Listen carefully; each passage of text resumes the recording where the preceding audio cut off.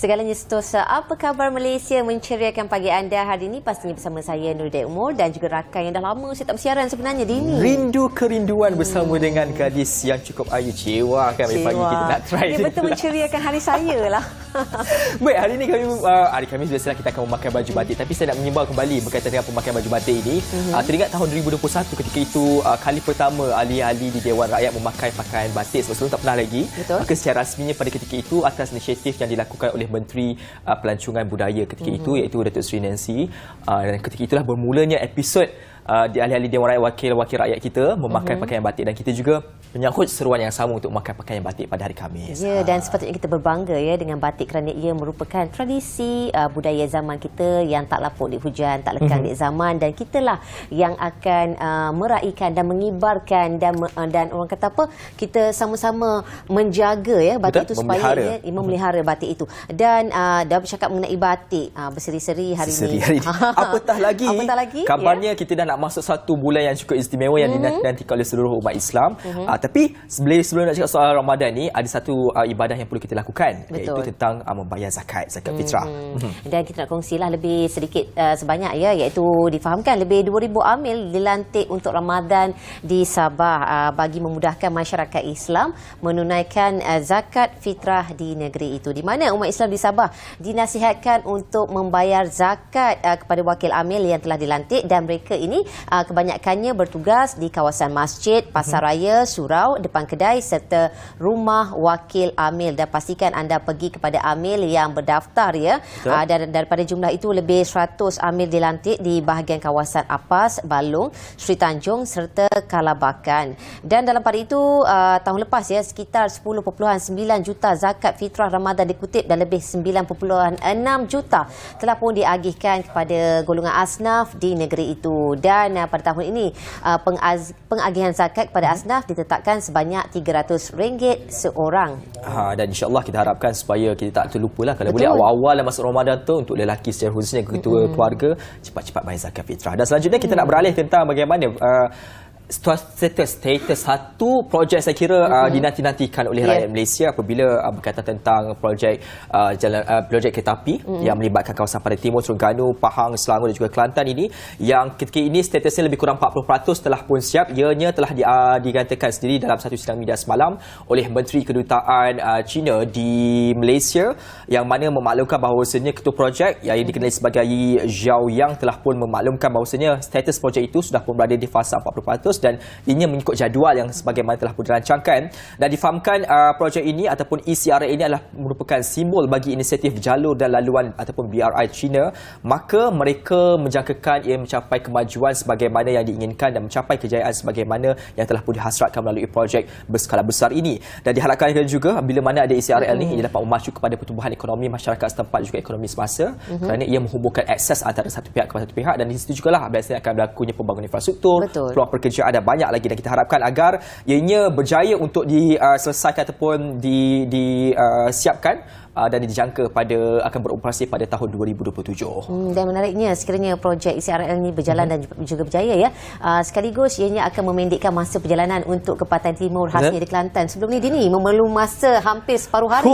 Kalau siapa nak balik raya tu, kalau naik kereta tu memang kena makanan get ready di dalam kereta. Kalau nak membuang tu kena tahan sebab area pun akan penuh juga. Pastikan kita isi minyak penuh-penuh ya. Dia difahamkan akan makan masa sekitar 4 jam sahaja berbanding dengan perjalanan separuh hari. Itu kita tinggalkan mengenai kemajuan projek ECRL Kelantan yang difahamkan pencapaian ketika ini melebihi 40%. Dan seperti mana yang kita sedia maklum ya, perkhidmatan LRT Laluan Ampang yang mengalami masalah kelewatan atas faktor stesen akibat penjajaran landasan yang bengkok berhampiran dengan stesen bandaraya selain kerosakan struktur jambat di kawasan berkenaan dipercayai disebabkan kerja-kerja pembinaan di kawasan bersebelahan. Dan difahamkan ya, kerja pembinaan berhampiran dipercayai punca keretakan struktur LRT bandaraya dan hasil siasatan ke atas kerosakan itu telah pun ketika ini melalui kerja-kerja pembaikan di mana menurut Menteri Pengangkutan Anthony Loke, kerja-kerja itu telah mula dijalankan tanpa sebarang perundingan dengan agensi pengangkutan awam darat iaitu APAD, dan sambungan itu ya difahamkan juga tempoh ini merangkumi 2 bulan untuk kerja-kerja baik pulih ini berjalan, sementara bagi mengukuhkan struktur lagi 5 bulan diperlukan untuk kerja-kerja baik pulih secara menyeluruh. Maksudnya kerja-kerja ini akan memakan masa sehingga 5 bulan. 5 bulan dia ikut fasa-fasa yang tertentu lah. Dan ianya memakan masa disebabkan kawasan itu adalah kawasan tumpuan juga. Betul. Jadi kerja untuk membaik pulih ini tidak boleh dilakukan dengan sewenang-wenangnya supaya dengan cara berterusan, dia memakan masa tanpa memberikan kesan impak kepada kesakan yang lain. Kita kena bersabar sikit lah, insyaAllah bagi pengguna-pengguna LRT harap-harapnya ada plan integrasi dilakukan oleh pihak berwajib bagi memastikan kelancaran khususnya ketika peak hour ni kan, pagi dan juga oleh waktu petang. Baik, insyaAllah esok juga difahamkan akan berlangsungnya belanjawan bajet 2023 setelah tahun lepas pernah ada. Tahun ni kita ada sekali lagi sebabkan kerana tak sempat nak dipersetujui oleh ataupun nak diperdebatkan sekalipun dalam Dewan Rakyat pada dalam sidang tempoh yang lepas. Kemudian pilihan raya pula kali ini dibentangkan semula. Apakah yang akan menjadi keunikan dan perbezaan dengan yang dibentangkan oleh Menteri Kewangan terdahulu? Nantikan pada hari esok. Dan selepas ini kita nak saksikan pula situasi semasa bagi negara kita, dan dalam masa yang sama juga kita terus bersama dengan rakan tugas dari berita. Kita saksikan.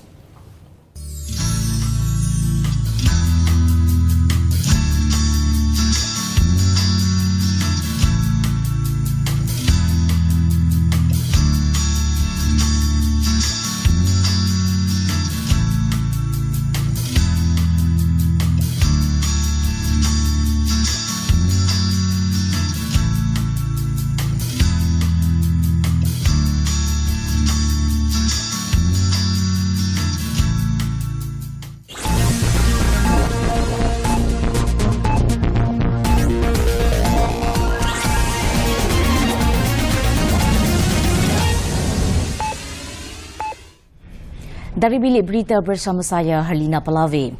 Polis sedang menyiasat video tular berhubung kejadian samun seorang wanita tempatan di sebuah stesen minyak di Ceras Ibu Negara semalam.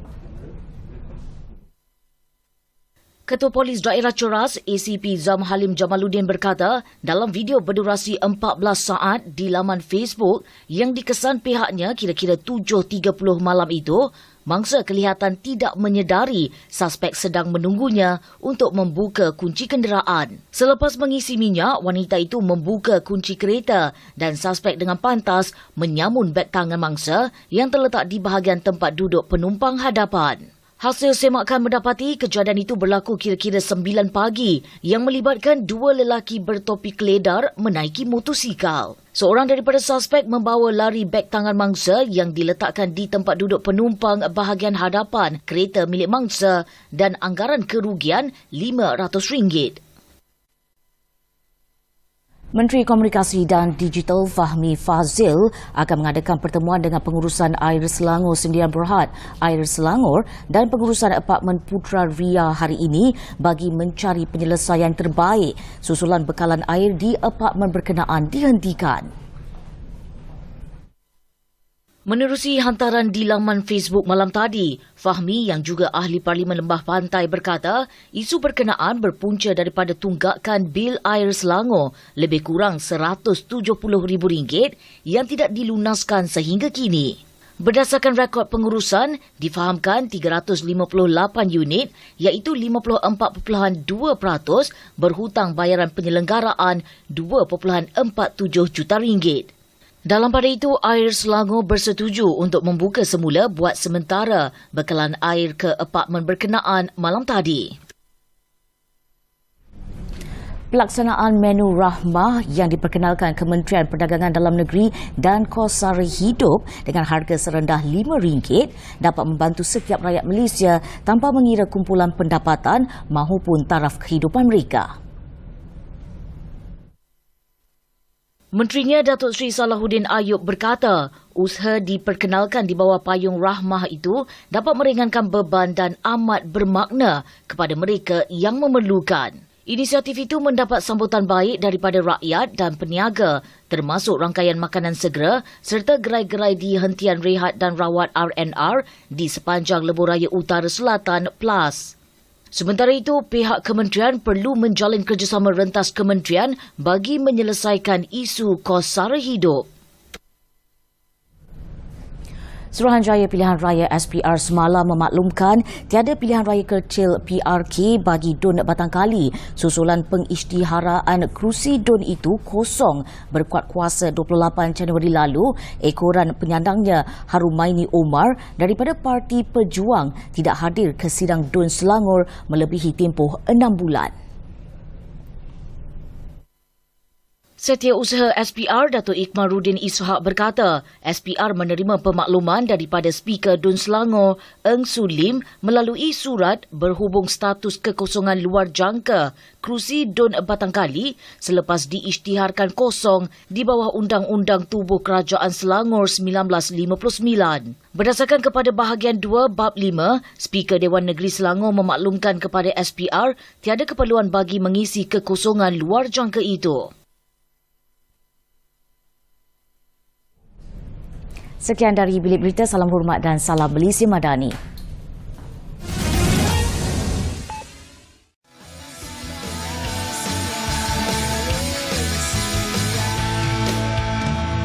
Okey. Itu dia. Berebut dia dua nak cakap. Berebut sampai angkat-angkat tangan dah ni. Baik, kembali selalu bersama dengan kami. Hari ini kita nak bercakap tentang satu institusi atau badan yang saya kira cukup terhormat. Kita macam hari ini rasa sangat bangga kerana mereka ni telah pun menumpahkan taat setia dan juga bakti mereka kepada negara kita. Kesenangan yang kita alami hari ini dan juga kedamaian yang kita rasa ini bermula daripada pengorbanan mereka juga yang telah pun bersama dengan negara yang tercinta ini berpuluh-puluh tahun lamanya. Betul. Dan kalau kita kenangkan pengorbanan mereka yang sanggup bermandikan darah, pastinya kita lebih menghargai akan erti kemerdekaan dan akan kedamaian dan juga perpaduan yang kita nikmati ketika ini dan sama-sama kita peliharanya untuk generasi yang akan datang. Kat mana ini khasnya. Dan sebenarnya hari ini kita nak kongsikan mengenai satu topik yang begitu signifikan iaitu mengenai sambutan Hari Tentera yang ke-90 tahun. 90 tahun. Dan mengenai tentang 90 tahun ni, ia mengibarkan tentang fakta sejarah. Sebab saya tengok tarikh ke-90 tahun. Kemudian ianya disebut pada 1 Mac. Mengimbau tentang fakta sejarah ketika 1 Mac 1933. Pada ketika itu lebih kurang 25 askar percubaan dikenali pada ketika itu menjadi antara yang terawal yang telah pun jaga institusi keselamatan negara kita. Dan mungkinkah adakah itu menyebabkan 1 Mac itu dipilih sebagai hari sambutan bagi tentera darat? Kita tanya kepada individu yang berada di dalam sistem itu sendiri bersama dengan kita iaitu Major General Azhan Haji Mat Uthman yang merupakan Asisten Ketua Staf Sumber Manusia Markas Tentera Darat. Assalamualaikum tuan, selamat datang. Waalaikumsalam. Soalan pertama, tadi saya buat fakta sejarah sikit tu kan. Betul ke tak itu adalah merupakan antara signifikan mengapa 1 Mac itu dipilih sebagai Hari Tentera Darat? Okay, Bismillahirrahmanirrahim. Assalamualaikum warahmatullahi taala wabarakatuh dan salam sejahtera. Jadi kita terus kepada soalan tadilah. Kenapa 1 Mac? Jadi sebagaimana yang saudara terangkan tadi itu benar, yang mana 1 Mac 1973 adalah titik tolak langkah pertama tentera darat ditubuhkan. Yang mana disebutkan tadi 25 anak Melayu menyahut cabaran untuk memulakan latihan di pusat latihan rekrut selama 5 bulan. Dari situlah company percubaan ditubuhkan dan seterusnya batalion yang pertama Regimen Askar Melayu ditubuhkan sehinggalah ke hari ini apa yang kita nampak 90 tahun tentera darat ditubuhkan. Jadi suka saya kongsikan juga sepanjang 90 tahun ni banyak cabaran-cabaran, banyak rintangan-rintangan mahupun konflik-konflik yang telah pun kita lalui. Okey, jadi suka saya kongsikan antaranya ialah seawal pada tahun 1941 sehingga 1943 kita menghadapi Perang Dunia Kedua. Betul. Okay. Kemudian habis saja Perang Dunia Kedua kita menghadapi darurat yang pertama iaitu pada 1948 sehinggalah 1960. Kemudian di awal 1960-an iaitu 63 sehingga 1966 kita menghadapi konfrontasi. Betul. Bukan itu saja, selepas daripada itu kita menghadapi darurat yang kedua bermula daripada 1990 sehinggalah 1989 di mana Parti Komunis Melayu telah pun meletakkan senjata. Dan yang terbaru melibatkan tentera darat adalah pada tahun 2013 iaitu pencerobohan Iraq Datu. Jadi kita lihat sepanjang 10 tahun ni daripada tadi 25 orang sehinggalah apa yang pada penonton dan juga rakyat Malaysia lihat tentera darat berdiri pada hari ini pada tahun ke-90 pada 1 Mac ini. Itu Saya rasa sekelas sejarah. Saya sangat suka kerana bagaimana melihat liku-liku yang dialami oleh tentera darat itu sendiri daripada awal 25 orang sehingga kini saya rasa dah lebih daripada 80,000 anggota mungkin. Betul. Dan ini merupakan antara golongan yang saya kira kalau jumpa kat mana-mana saya memang suka tabik mereka ya, ni. betul. Dan sampai anak saya yang kecil tu pun bercita-cita nak jadi askar. Okey, nak jelas nak suburkan rasa cinta tu ataupun nak suka rasa cita-cita itu, mungkin kita nak bawa mereka ini untuk menyelami tentang hari sambutan itu. Ya, kita nak menyelami mengenai hari sambutan tentera yang akan berlangsung tak lama lagi iaitu yang ke-90 tahun. Betul. Dan difahamkan tuan, kesejahteraan keluarga tentera darat diutamakan, kedaulatan negara terjamin. Betul. Dan dia mengangkat tema yang sama juga ya seperti Betul. sebelum ini. Dan mengapa tema yang sama ini masih lagi dikekalkan? Jadi kenapa tema ini masih dikekalkan untuk tahun keduanya? Yang mana tentera darat melihat kebajikan, moral anggota amat penting untuk kita jaga.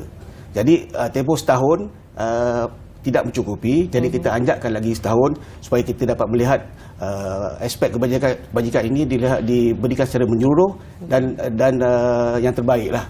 Dan sebagai pengakhirannya daripada kebajikan tersebut, maka kedaulatan negara akan terjamin. Itu yang penting. Cantik bermula pada keluarga itu tadi Betul. kan, maka dikembangkan kepada seluruh rakyat Malaysia secara amnya. Baik, untuk sambutan kali ini pastinya mempunyai keunikan sebab saya memang menanti-nantikan. Mereka ni mempunyai pelbagai aset-aset. Kalau tengok kawat kaki itu memang selalu kagum saya sangat. Dan untuk tahun ini apakah aktiviti yang akan dilakukan untuk sambutan pada kali ini? Pada kali ini tahun yang ke-90 begitu signifikan. Betul. Begitu menarik sekali. Sebenarnya kita banyak dia punya program-program pengisian yang kita langsungkan sepanjang tempoh sambutan ini.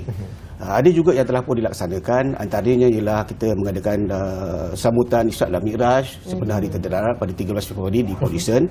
Dan esok iaitu hari Jumaat kita akan adakan bacaan tahlil dan yasin beserta dengan khutbah Jumaat khas tentera darat yang akan diadakan di Masjid Camp Peninsular Kuching.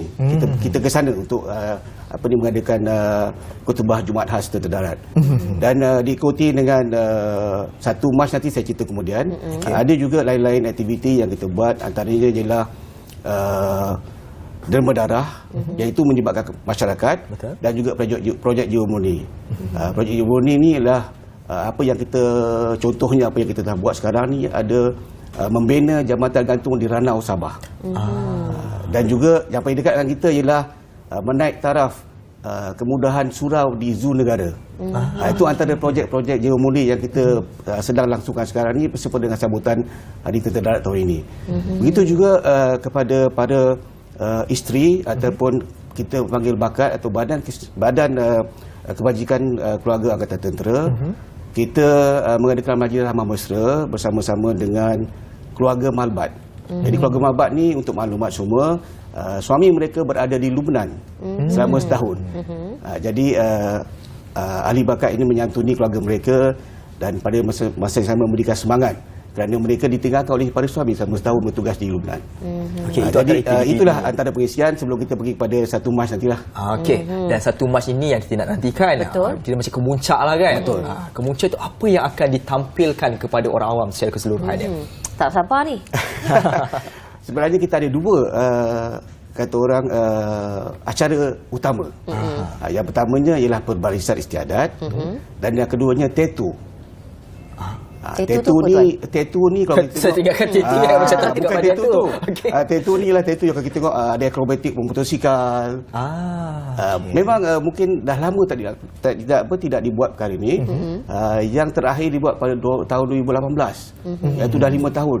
Kalau dulu kita tattoo tentera ni amat menarik sekali. Dan orang ternanti-nanti untuk mengunjungi ataupun melihat persembahan tattoo tersebut. Tahun ini kita buat sempena dengan tahun yang ke-90 ini. Jadi berbalik kepada perbarisan tadi, Perbarisan kali ini unik. Perbarisan istiadat, walaupun kita cakap perbarisan istiadat ini biasa, tetapi kali ini yang istimewanya ialah kita tampilkan, kita tunjukkan 7 panji-panji kor dan juga regimen yang ada. Jadi untuk maklumat, kita ada 16 kor dan regimen semua sekali dalam tentera darat. Dan antara 16 tu 7 mempunyai panji-panji dan kesemuanya kita akan keluarkan pada kali ini. Yang mana kalau kita akan dapat lihat perbarisan ini penuh dengan istiadat ketenteraan. Dan tujuannya tidak bukan adalah untuk menyuntik semangat setia kawan, menyuntik semangat patriotik di kalangan warga tentera itu sendiri. Tadi Tuan ada mengatakan mengenai panji-panji, mengenai kepentingan panji-panji dan keunikan panji-panji dan signifikannya dalam ATM itu sendiri. Dan mungkin Tuan boleh kongsikan secara lebih lanjut lagi mengenai mengapakah panji-panji ini dilihat menjadi begitu kebanggaan sekali bagi ATM itu sendiri dan juga kepada angkatan tentera tersebut. Kalau kita lihat panji-panji ini ataupun bahasa Inggeris sebagai colours. Okey, dia adalah merupakan satu kebanggaan kepada regimen ataupun batalion tersebut. Kalau kita lihat sewaktu dahulu waktu perang, kan ada yang mereka memegang bendera. Sebenarnya panji-panji ini asalnya bendera. Bendera ini akan sentiasa berada di mana komander ataupun pemerintah ketumbukan tersebut berada.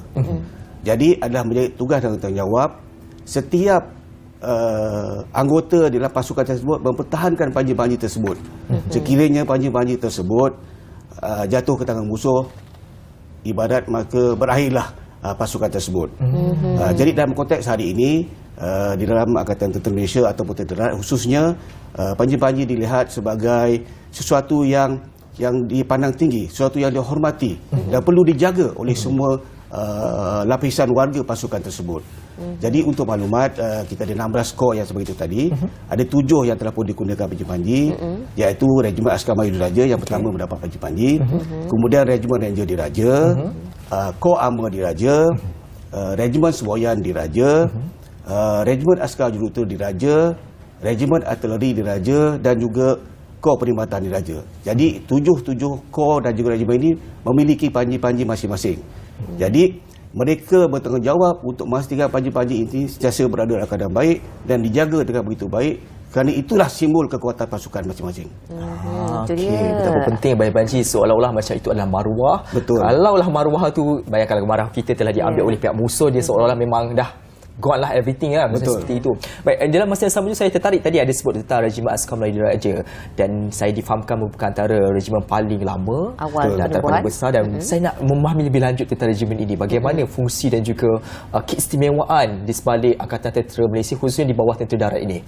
Jadi bercakap mengenai Regimen Askar Melayu Diraja adalah merupakan regimen yang pertama ditubuhkan, iaitu kalau kita lihat tadi saya beritahu 1 Mac 1933 itulah titik tolak penubuhan regimen yang pertama, Regimen Askar Melayu.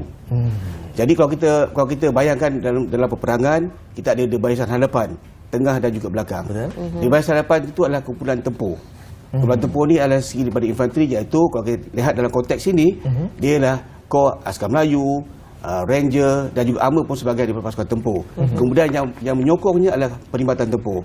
Kemudian pasukan meriam ataupun artileri, dan yang lain-lain itu adalah perkhidmatan tempur yang memberi bantuan logistik. Jadi dia bergerak macam itu. Di depan, tengah, belakang. Dia ada. Jadi bercakap pada Askar Melayu ni memang banyak dia punya sejarah, pengorbanan yang telah pun dicurahkan oleh regimen ini, terutamanya dalam darurat, dalam menentang pengganas komunis dan sebagainya. Banyaklah jasa-jasa mereka. Dan sebab itulah Askar Melayu amat dikenali di kalangan kita semua. Okey, kalau kita nak tahu macam mana rupa dan juga pemakaian mereka nanti, boleh datang pada hari kejadian. Tapi nak tahu kat mana tempatnya bagi program ni kan, kita dah bincang sangat panjang tadi. Tapi kita akan maklumkan semua selepas ini dalam Apa Khabar Malaysia.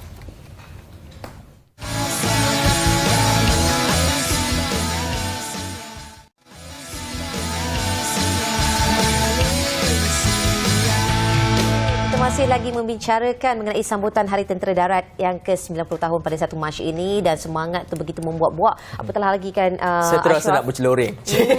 Tak sabar gitu. Ini intro juga sebenarnya. Lepas ni tak tahulah kan. Okey, baik, kita nak bersama lagi berkaitan tentang perkara ini. Tadi kita bincang tentang banyak perkara berkaitan dengan sambutan yang dilangsungkan dan menarik tentang pembarisan tadi tu kan. Kita nak sentuh pembarisan dulu. Pembarisan sekolah dulu pernah Sekolah lah. kalau ni tak tahu menjadi lah kan. Dah terabur ke laut lah kan. Okey, dan Tuan, kita masih lagi nak memperkatakan tentang sambutan yang akan berlangsung tak lama lagi, dan mungkin Tuan boleh kongsikan mengenai lokasinya di mana dan pada tarikh sambutan tersebut akan diadakan. Itu yang paling penting sebenarnya kan. Kita dah cerita pasal apa nak dibuat, tiba-tiba tak beritahu pula tarikh. Okey. Jadi tarikhnya 1 Mac, bagaimana saya beritahu tadi, iaitu kita ada 6 hari daripada hari ini. 1 Mac, tempatnya tidak jauh di kawasan Kuala Lumpur juga, iaitu di kem Perdana Sungai Besi, di dataran Parlimen Tentera Darat. Okey, jadi pada hari itu rancangan akan ataupun perbarisan istiadat ini akan bermula seawal jam 8 pagi. Okey. Saya percaya perkara ini ataupun perbarisan ini akan mempunyai siaran langsung daripada TV tempatan, dan juga live streaming tu sebagaimana biasalah. Dan perbarisan ini sebenarnya akan ditonton oleh warga Tentera Darat sendiri, dan kepada orang awam mereka boleh menonton melalui siaran TV sajalah. Okey, boleh kat TV je. Tak dapat masuk, tak dapat masuk. Okey. Tapi tidak mengapa kerana di TV pun sudah lengkap dengan maklumat dan juga paparan secara menyeluruh. Tadi ada sebut tentang pembarisan yang akan dilakukan. Nak tahu tentang konsep yang akan dilakukan pada hari kejadian, apakah keunikan konsep yang akan dibawa pada waktu ketika itu? Okey, jadi perbarisan istiadat ni bersama banjir-banjir yang saya beritahu tadi, ada 7 banjir-banjir kesemuanya, yang mana terdapat 4 kontijen. Okey, daripada 4 kontijen tu ada lagi detachment ataupun pasukan kumpulan-kumpulan kecil ni sebanyak 16. Mewakili satu detachment, satu corps ataupun satu regiment. Okey, jadinya yang ada corps, ada panji-panji sebanyak 7. Kalau kita lihat tu panji-panji ada 7 corps masing-masing. Dan kali ini ramai penglibatan. Iaitu lebih kurang kalau kita secara kasarnya 1,500 pegawai dan juga LLP ataupun lain pangkat, dan ditambahkan dengan lintas hormat daripada 5 pesawat helikopter pasukan udara Tentera Darat, iaitu 2 Agusta dan 3 MD-530G. Kawasan sekitar jangan pelik hari kejadian kalau dapat ada banyak helikopter lalu. Itu maksudnya mereka sedang melakukan pembarisan hormat ketika itulah. Dapat saya rasakan kan suasana ketika itu pastinya meriah sekali, dan keterujaan tu begitu terasa di kalangan rakyat awam khasnya. Dan Tuan, kita nak tahunya juga tempoh latihan bagi merealisasikan pembarisan ini ketika ini telah pun berada di tahap yang berapa peratus persiapan itu?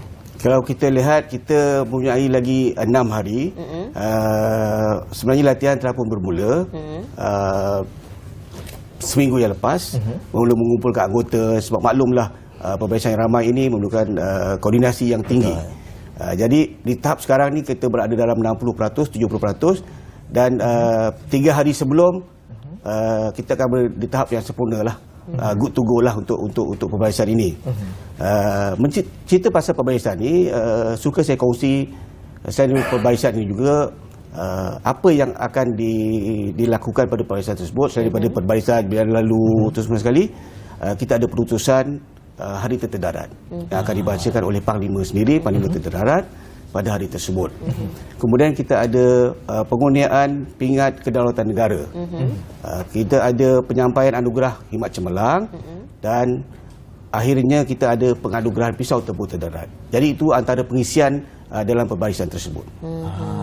Saya dengar tadi pengaruhan itu pun nampak betapa mereka menghargai. Betul. Dan sama juga ia membawa makna-makna signifikan kepada mereka yang menjadi penerimanya. Betul. Bukan senang dapat penghargaan daripada ITM ini sendiri. Tadi ada sebut tentang pertunjukan tattoo. Betul eh?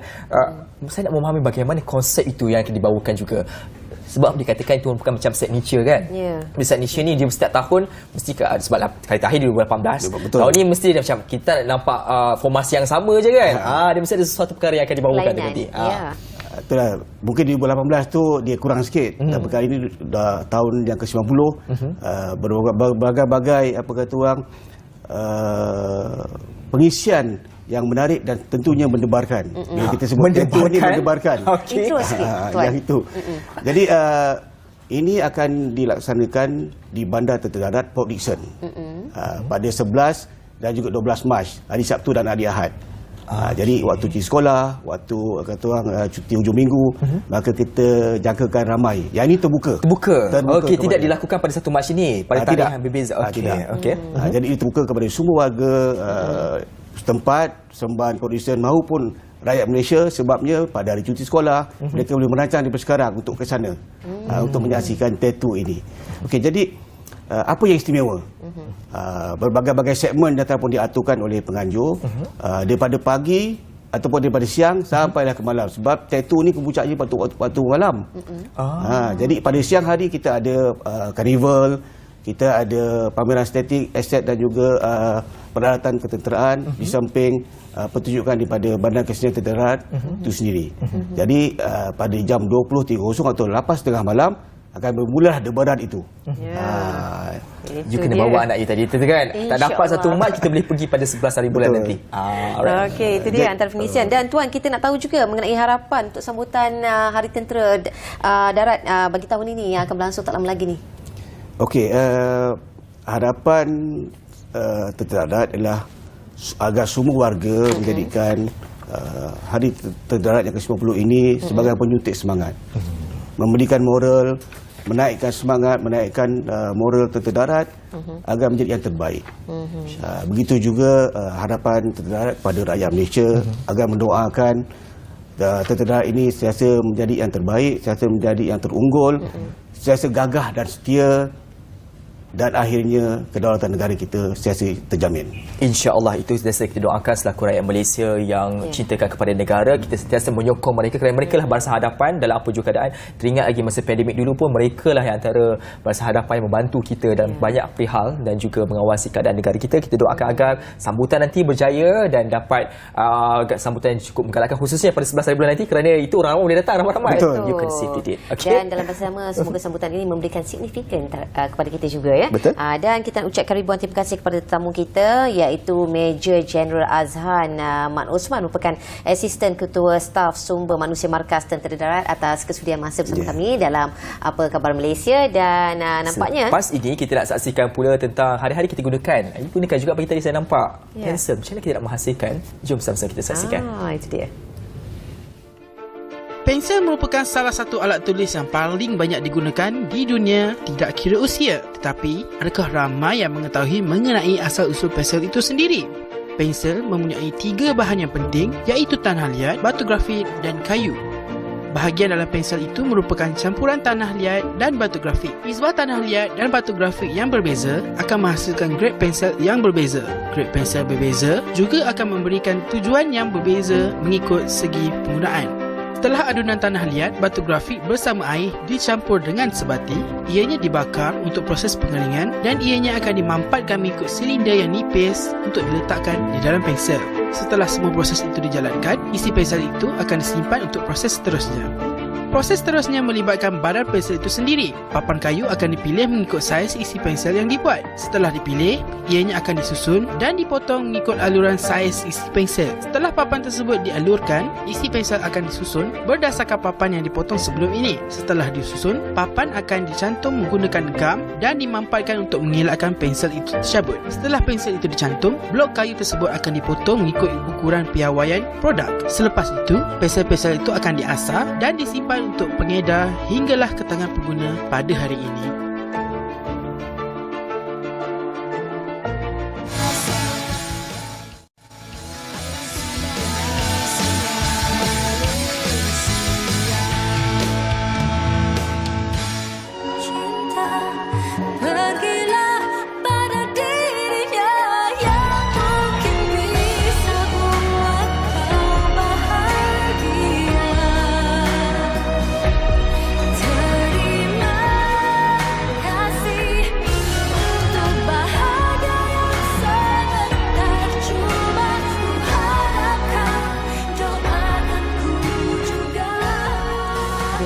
tengok bahagia sementara kan. You sedih kata you cakap bahagia Kita nak berpanjangan. Itu alhamdulillah untuk saya bahagia sentiasa.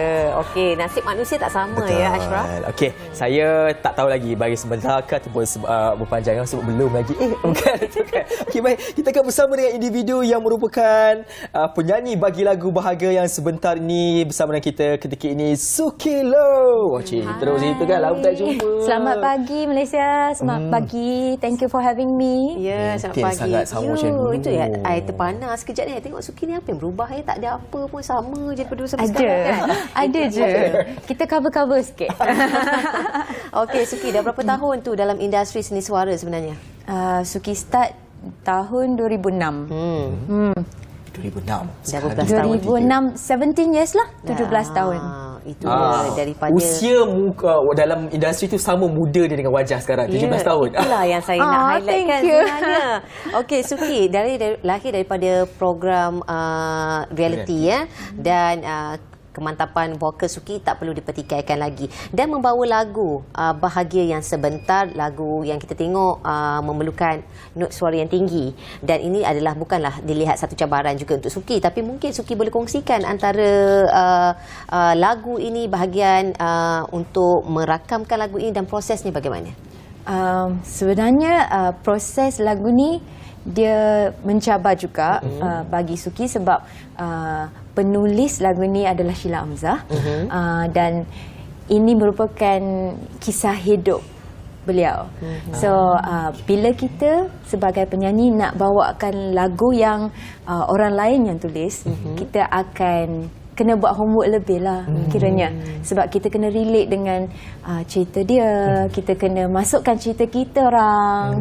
So dari segi emosi tu, bagi Suki setiap lagu tetap akan ada cabarannya masing-masing lah.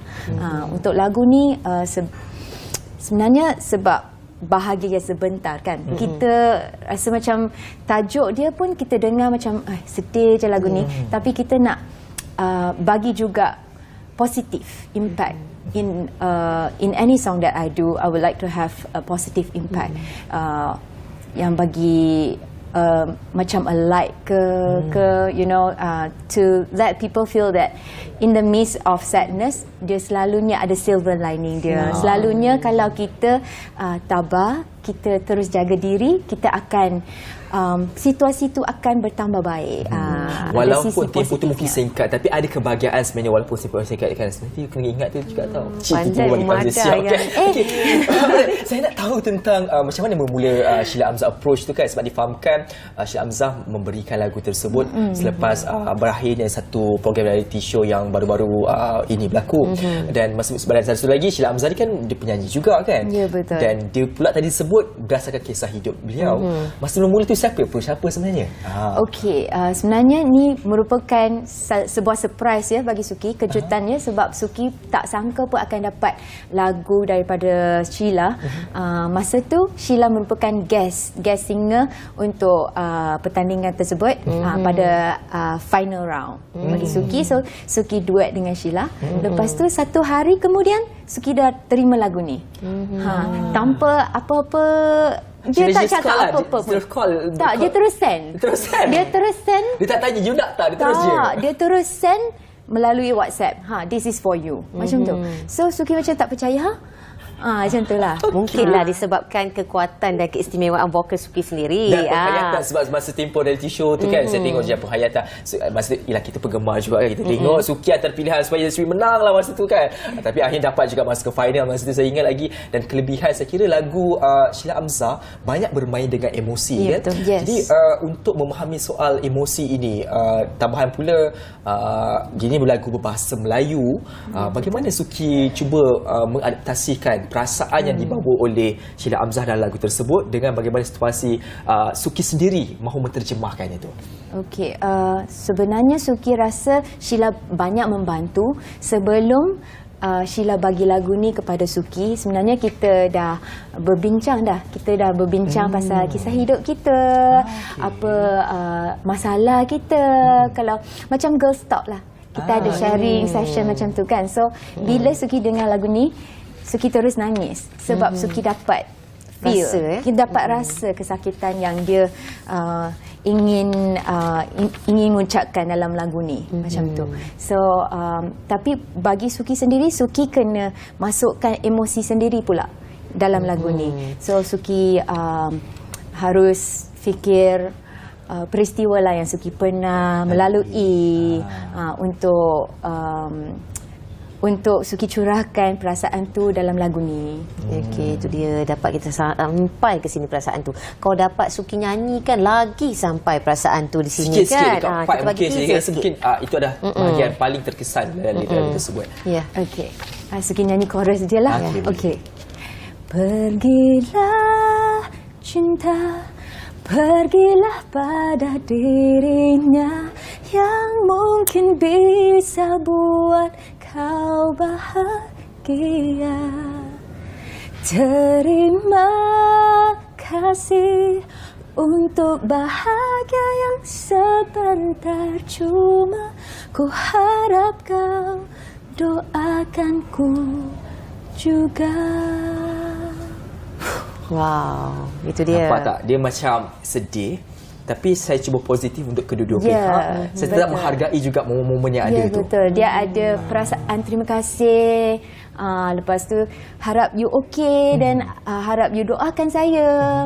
Walaupun hati rasa tak okey juga masa tu kan, tapi macam kita positif je dua-dua. Tapi ini dia kirakan satu perhubungan yang matang lah. Maksudnya kita bergerak atas dasar untuk meneruskan kehidupan masing-masing. Okey, dan Suki, dan difahamkan ya, single terbaru Bahagia yang Sebentar ini yang dilancarkan oleh Nova Music pada Jumaat 3 Februari 2003 dan boleh pun di-stream oleh semua pelantar muzik digital ketika semua ini. Digital platform dan juga ada di YouTube juga muzik videonya. Itu dia. Okey, Suki nak tanya, Suki juga merupakan seorang penulis lirik ya, selain daripada artis, penyanyi, dan mungkin Suki mempunyai satu perancangan khas lagi untuk mengeluarkan lagu yang terbaru, single terbaru atau bagaimana? Okay. Suki memang berazam lah, berazam dan berusaha untuk melibatkan diri lebih lagi dari dalam segi production, penulisan. Ni memang plan Suki lah, because sebelum ni Suki lebih fokus dalam nyanyian.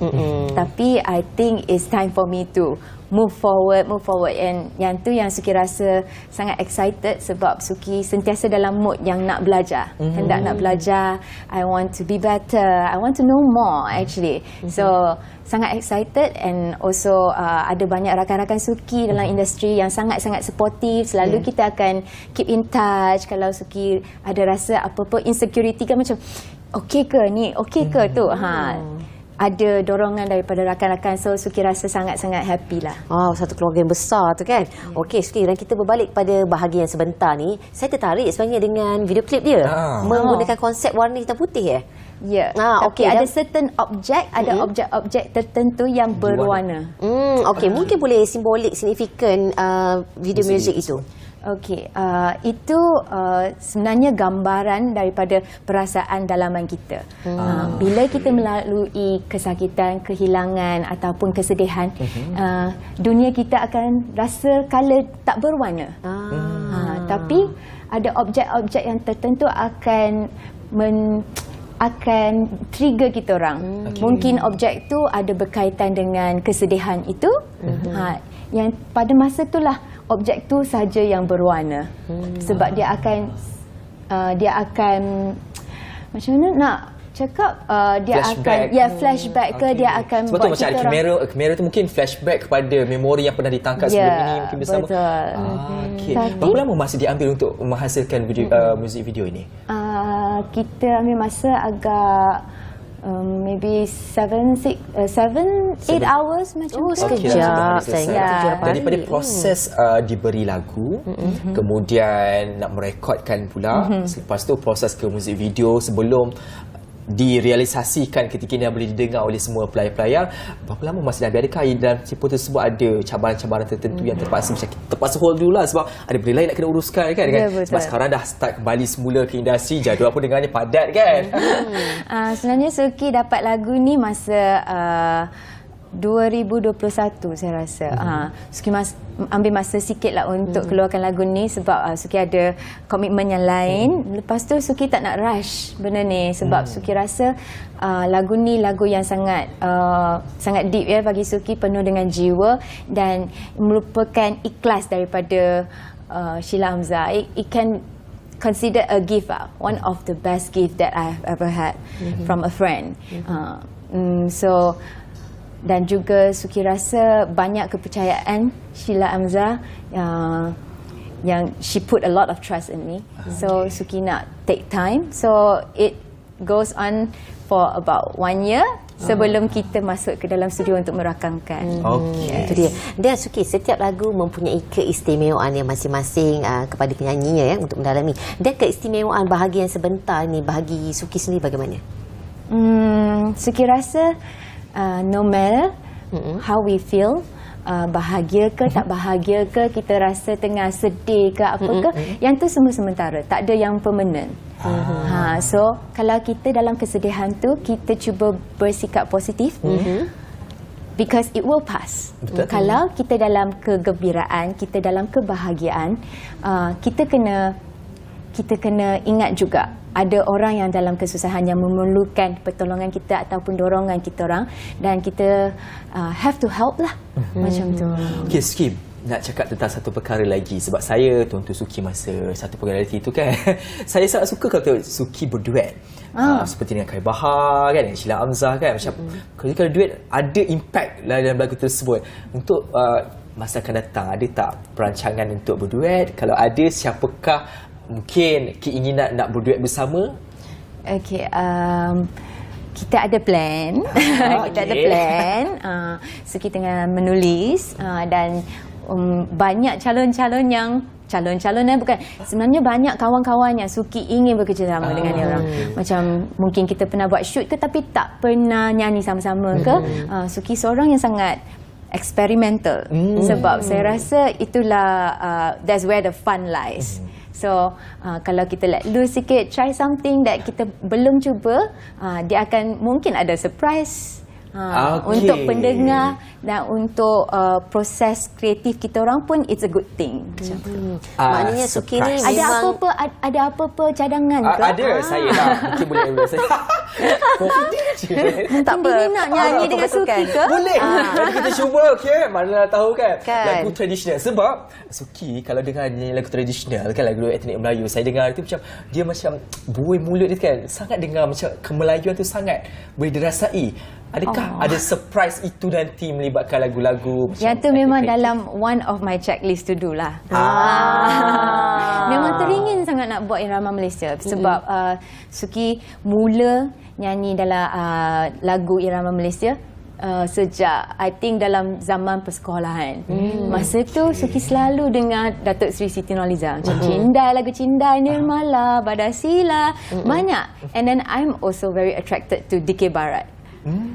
Selalunya kalau Suki masuk pertandingan macam pertandingan peringkat sekolah, peringkat daerah, pesta muzik kan kita orang ada, that one kalau selalu ada DK Barat tu Suki macam kat situ je tengok je. I macam wow, I like the sound. I think it's so unique, sangat special ya. And then perasaan yang Suki rasa tu macam very excited tau. Macam wow je. Itulah, tak sangka kan, ingatkan lagu moden je dia tapau. Rupanya dalam hati sudah hati ada juga. Mengikuti beliau memang nampak dengan jelas betapa suka dan jatuh cinta dengan lagu-lagu irama Malaysia seperti itu. Okey, dan Suki mungkin sikit lagi sebelum kita menutup tirai pada hari ini, harapan Suki terhadap single Bahagia Sebentar ini.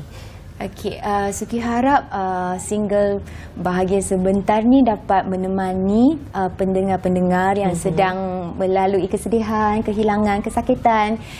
Suki ingin bagi positif message kepada semua, no matter what you are going through, jangan lupa jaga diri, semuanya akan okey, terus bertabah, berfikiran positif, surround yourself with family, friends yang supportive, yang boleh bagi positive energy, and I wish you all the best and I hope I can help you. Tapi I tak boleh nak hug semua Hug dengan orang. lagu lah, So dengan I hug lagu. you dengan lagu lah. Macam Itu tu. dia bahagian sebentar.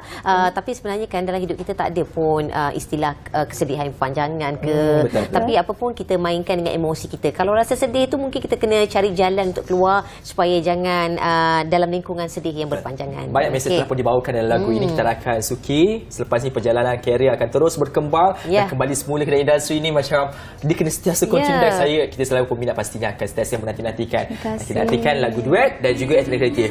Bersama dengan Ashraf. Okey.